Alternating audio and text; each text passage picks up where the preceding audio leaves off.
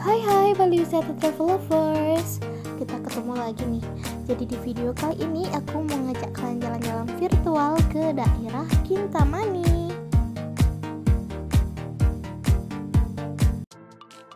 Langsung aja kita ke objek wisata yang pertama. Desa ini terletak tinggi di atas permukaan laut. Hal inilah yang menyebabkan desa ini memiliki hawa yang sejuk. Bahkan desa Penglipuran juga dinobatkan sebagai desa terbersih sedunia.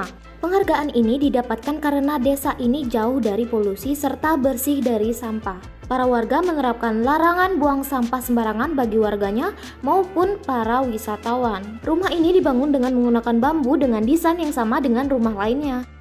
Lanjut ke destinasi yang kedua, Kintamani. Selain melihat pemandangan alam pegunungan dan danau, wisatawan yang berlibur ke tempat wisata Kintamani juga menyukai aktivitas berendam di air panas alami. Selain objek wisata alam, di kawasan Kintamani juga terdapat objek wisata pura, yaitu Pura Ulun Danu Batur. Dan sebagian besar wisatawan yang liburan ke salah satu desa lebih mengenal dengan sebutan Kintamani, walaupun sebenarnya wisatawan berlibur di desa Penelokan atau desa lainnya.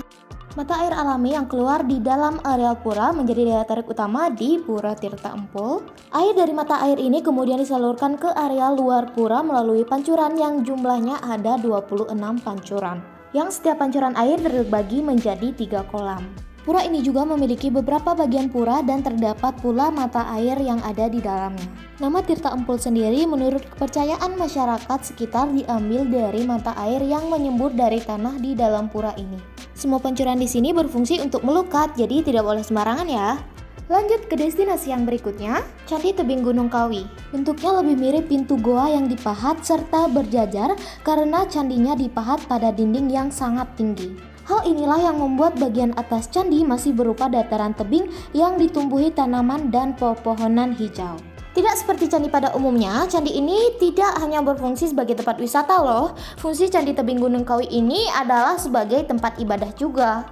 Keberadaannya sebagai tempat ibadah membuat candi ini terasa sakral. Candi Tebing Gunung Kawi dibagi menjadi 2 bagian, yaitu candi bagian barat dan bagian timur yang dipisahkan oleh aliran air Sungai Pakerisan.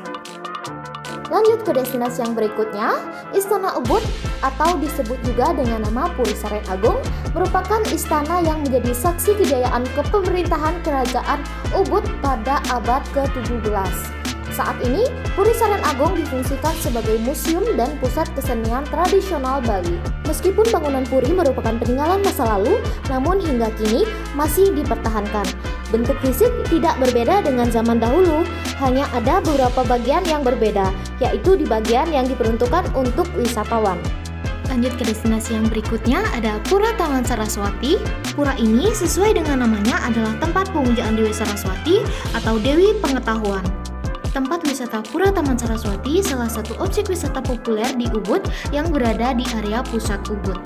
Pura ini memiliki kolam yang banyak terdapat bunga teratai berwarna merah muda dan tanaman air yang tertata rapi. Kolam teratai inilah yang menjadi daya tarik utama dari Pura Taman Saraswati.